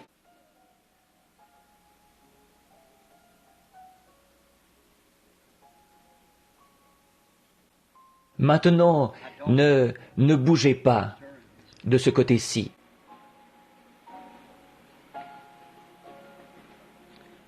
Vous, madame, qui êtes en train de prier, je ne vous connais pas. Restez là où vous êtes. Vous n'êtes pas obligé de venir. Je ne vous connais pas, mais vous tenez une petite fille dans vos bras ou sur vos genoux. Je vous suis totalement inconnu. Et la petite fille a l'air normale. Elle a l'air en bonne santé. C'est une jolie petite fille aux cheveux roux. Je la regarde d'ici, elle n'a pas l'air d'être estropiée ni quoi que ce soit. J'ignore ce qui ne va pas chez elle. Il se pourrait que ce ne soit pas pour l'enfant, il se pourrait que ce soit pour vous. Mais tout simplement, je vous ai vu assise là avec cet enfant en train de prier. Je dois vous parler un instant pour capter votre esprit. Comme Jésus avait dit à la femme, « Donne-moi à boire ». Voyez-vous, rien que pour se rendre compte de ce qu'est la personne. Frère Bryant et les autres assis ici, je connais ces gens qui sont assis ici. Il se pourrait qu'ils aient un besoin, eux aussi. Mais vous m'étiez inconnus. Croyez-vous que je suis le prophète de Dieu? Croyez-vous que ces choses que vous avez entendues ce soir sont la vérité? Maintenant, si Dieu me révèle quelque chose que vous avez fait, ou quelque chose que vous n'auriez pas dû faire, ou quelque chose qui ne va pas chez vous, ou ce qu'est votre désir, vous saurez si c'est vrai ou pas, n'est-ce pas? Et s'il le fait, est-ce que cela confirmera sa parole, comme quoi il est le même hier, aujourd'hui, éternellement, et que Luc 17:30 se manifeste en ce moment? Vous y croyez? Maintenant la dame a levé la main pour montrer que nous sommes des inconnus l'un pour l'autre. Je ne vous connais pas, mais j'essaye de capter son esprit à elle, une seule personne. Il y en a tellement parmi vous qui tirent. Croyez ceci de tout votre cœur. Or, c'est bien pour la petite fille, ce n'est pas pour vous. Vous souffrez de nervosité, mais ce n'est pas la nervosité qui vous tracasse. La chose qui vous tient à cœur, c'est cette petite fille. Et croyez-vous que Dieu peut me dire ce qu'il y a? Vous le croyez? Est-ce que ça vous aiderait? Est-ce que vous croiriez alors? C'est une lésion cérébrale, pas vrai? Maintenant, posez votre main sur la tête de la petite. Votre main. Dieu bien-aimé, tu as dit, voici les signes qui accompagneront ceux qui auront cru. Ils imposeront les mains aux malades et les malades seront guéris. Cette femme est une croyante. Sa main est posée sur l'enfant, puisse-t-elle guérir. Au nom de Jésus-Christ, j'adresse cette prière. Amen. Maintenant, est-ce que vous croyez, vous tous? Si tu peux croire, tout est possible, certainement. Je connais la dame assise à côté d'elle, mais elle regarde par ici avec tant de sincérité. Son nom m'échappe, mais si je la regardais pendant un instant, je le saurais. Mais je connais la dame de vue, mais je ne sais pas quel est votre problème. Croyez-vous que Dieu va me révéler quel est votre problème? Est-ce que ça vous aiderait? Le diabète sucré. Maintenant, si c'est vrai, levez la main. Certainement. Il se trouve que la dame étendue, assise à côté de vous, souffre de la même chose. Elle m'est inconnue. L'autre dame prie pour quelqu'un, un enfant estropié. Croyez de tout votre cœur, et Dieu l'accordera. Quelqu'un ici derrière, un homme assis là, essaye de cesser de fumer la cigarette. Croyez-vous que Dieu va vous en délivrer? Très bien. Vous croyez? Vous pouvez le recevoir. Je n'avais jamais vu cet homme de ma vie. Voici un homme. Voyez-vous cette ombre noire suspendue au-dessus de cet homme, juste ici, couché sur un genre de brancard ou une chaise? Il se meurt. Il est couvert d'une ombre. Il a un cancer. Je ne connais pas cet homme. Je ne l'ai jamais vu. Dieu connaît tout à votre sujet. C'est la vérité, monsieur. Croyez-vous que Dieu pourrait me révéler quelque chose à votre sujet? Est-ce que ça vous aiderait à recevoir votre guérison? Vous avez été amené ici par un ami, mais vous n'êtes pas d'ici. Vous êtes de quelque part où il y a une grande étendue d'eau. Les gens y pêchent. Oui, Albany, dans le Kentucky. C'est exact. Croyez, et vous pourrez rentrer à la maison en bonne santé. Croyez que c'est parti. Si vous le croyez, vous devez le croire, et croire que cela a été accompli pour vous.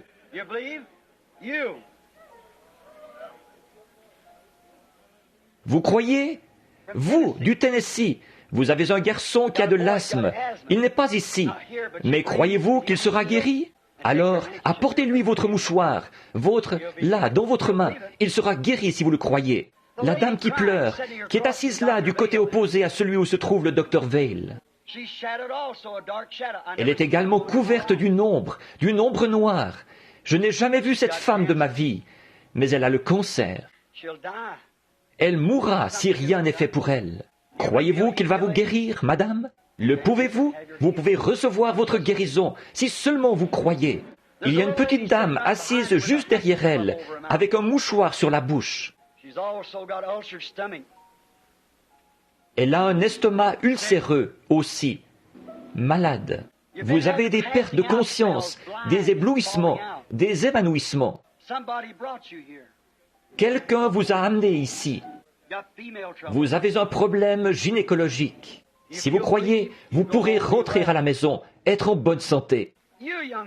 Vous, jeune homme, vous êtes un étranger, assis juste ici devant moi, en train de me regarder. Vous êtes quoi? Portoricain ou quelque chose comme ça? Oui, ce que je voulais dire. Je vous suis inconnu. Ça, vous le savez, vous n'êtes même pas de mon pays. Mais croyez-vous que Dieu peut vous accorder le désir de votre cœur?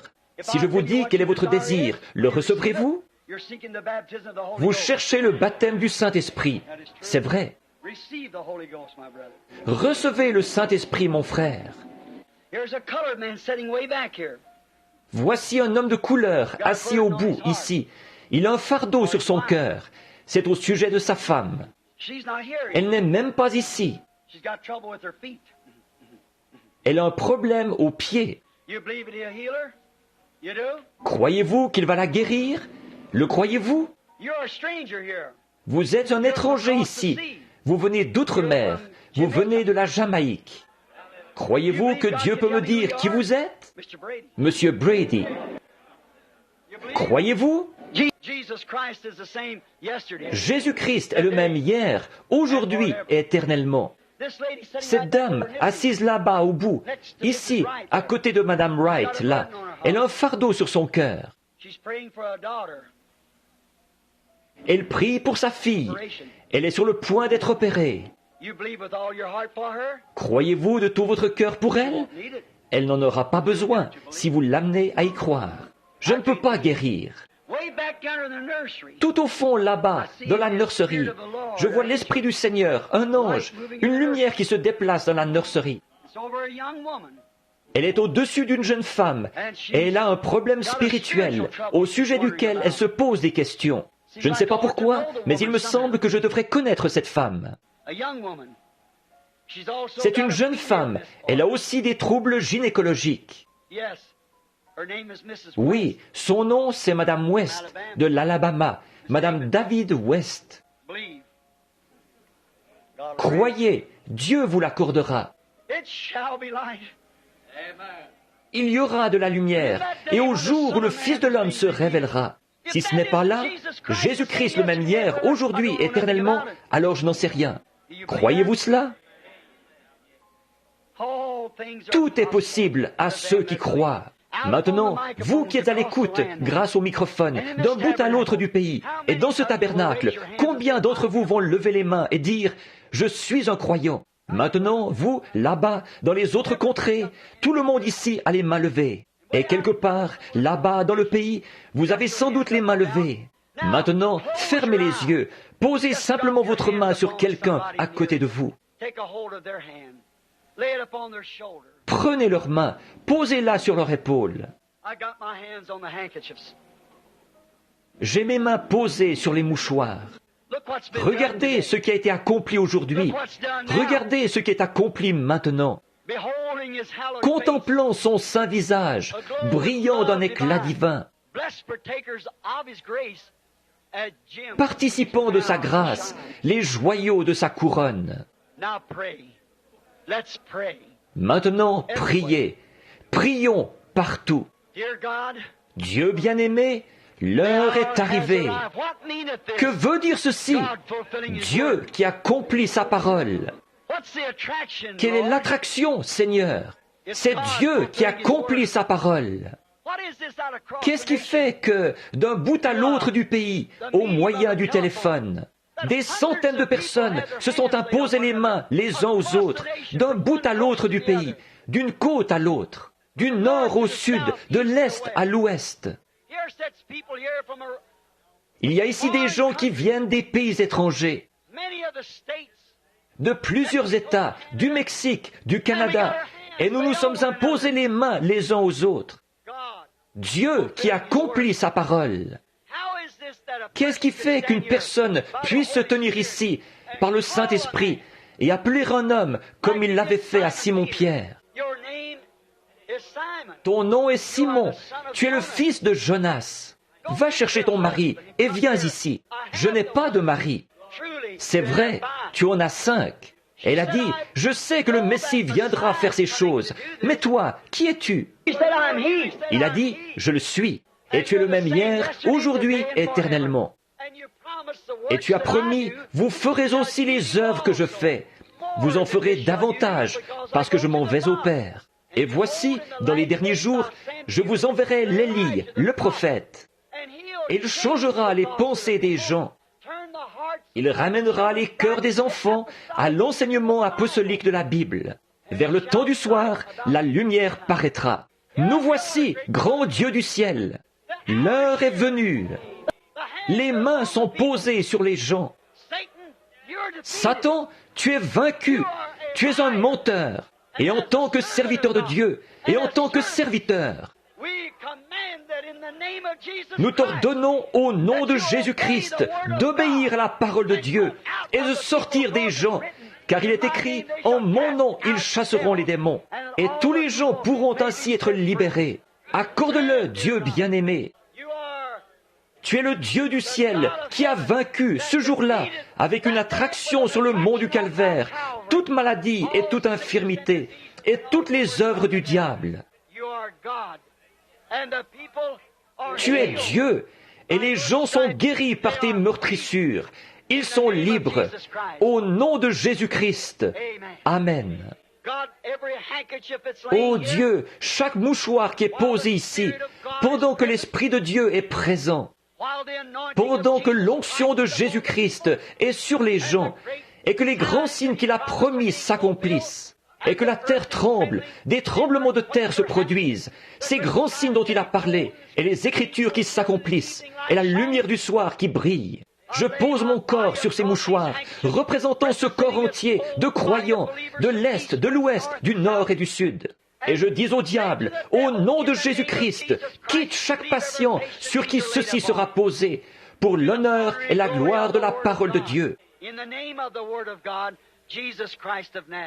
Au nom de la parole de Dieu, Jésus-Christ de Nazareth. Amen.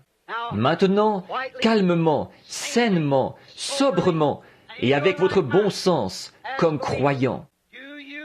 Croyez-vous maintenant et acceptez-vous votre guérison de la part du Dieu Tout-Puissant, au nom de Jésus-Christ. Si oui, levez les mains. Vous tous, dans le pays, levez les mains là-bas. Chaque personne ici, aussi loin que je peux voir, a les mains levées. À l'intérieur, à l'extérieur, contre les fenêtres, aux portes, dans les nurseries, et tout autour, partout, les gens ont les mains levées. Ils l'acceptent. Satan est vaincu. Les meurtrissures de Jésus-Christ vous guérissent. Et la présence de Jésus-Christ confirme le fait qu'il est vivant aujourd'hui, qu'il est toujours capable de tenir chaque promesse qu'il a faite. Amen. Je crois en lui, pas vous? Maintenant, levons-nous. Au nom du Seigneur Jésus, nous acceptons tout ce qui a été fait ou dit. Nous l'aimons de tout notre cœur. Nous le chérissons avec tout ce qui est en nous. Maintenant, comme vous rentrez à vos maisons respectives déjà ce soir, que Dieu vous accompagne. Que Dieu vous donne le Saint-Esprit si vous n'avez pas le Saint-Esprit. Pour chaque homme, femme, garçon ou fille ici qui n'a pas été baptisé au nom de Jésus-Christ, il y a des vêtements, le bassin d'eau. Ne remettez pas à demain ce qui peut être fait aujourd'hui. Demain peut être trop tard. À chaque jour suffit sa peine. Il y a des ministres qui sont là, ils attendent, les vêtements attendent, il n'y a pas d'excuse. Vous, attendez-vous? Si oui, croyez. Peu importe comment vous avez été baptisé, aspergé, arrosé, quoi que ce soit, c'est une erreur. La lumière est venue. Venez, croyez et soyez baptisés. Tous ceux d'entre vous qui n'ont pas le Saint-Esprit, puissiez-vous recevoir le Saint-Esprit, chacun de vous, avec toute la puissance divine et l'amour qu'il vous a promis, pour faire de vous une nouvelle créature en lui. Que Dieu vous bénisse. Maintenant, jusqu'à dimanche matin prochain, 9h30, chantons ce petit cantique que nous chantions autrefois, il y a des années. N'oubliez pas la prière en famille. Jésus veut vous rencontrer là. Il prendra chacun de vos soucis. N'oubliez pas la prière en famille. Chantons-le ensemble maintenant. Don't forget the family prayer. Jesus wants to meet you there. Hey, he will take your every care. Oh, don't forget the family prayer. Maintenant, pendant que nous le chantons de nouveau, serrez la main au pèlerin qui est à côté de vous. Voyez-vous, pendant que nous le chantons. Don't forget the family prayer. Oh, Jesus wants to meet you there. He will take your every care. Oh, don't forget the family prayer. Vous l'aimez, n'est-ce pas? I love him, I love Je l'aime, parce qu'il m'a aimé le premier et a acquis mon salut. C'était ça, l'attraction sur le mont du Calvaire. La même attraction sur le mont Sunset, le mont Nebo, le mont Sinaï, toutes ces expériences qui ont eu lieu sur le sommet d'une montagne.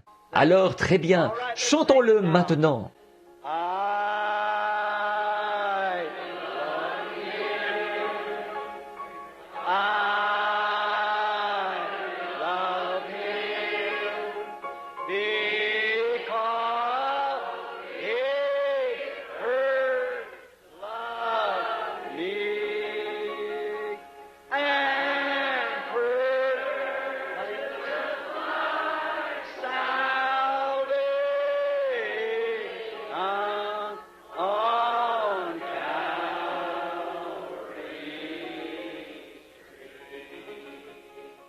Tous ceux qui l'aiment, dites Amen.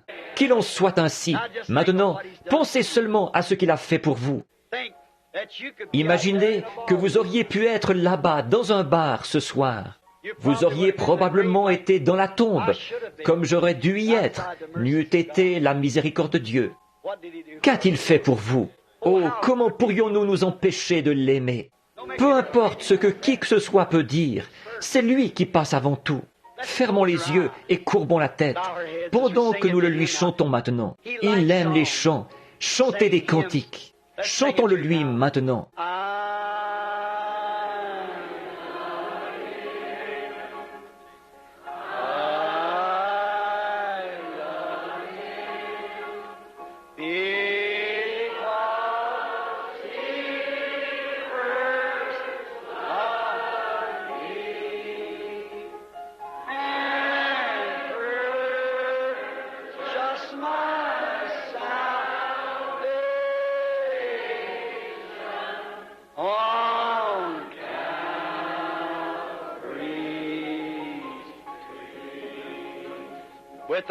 Avec nos têtes et nos cœurs inclinés dans sa présence, en reconnaissance pour ce que nos yeux ont vu, ce que nos oreilles ont entendu, ce qui est écrit dans la parole de Dieu, ce que sa promesse a été pour nous aujourd'hui.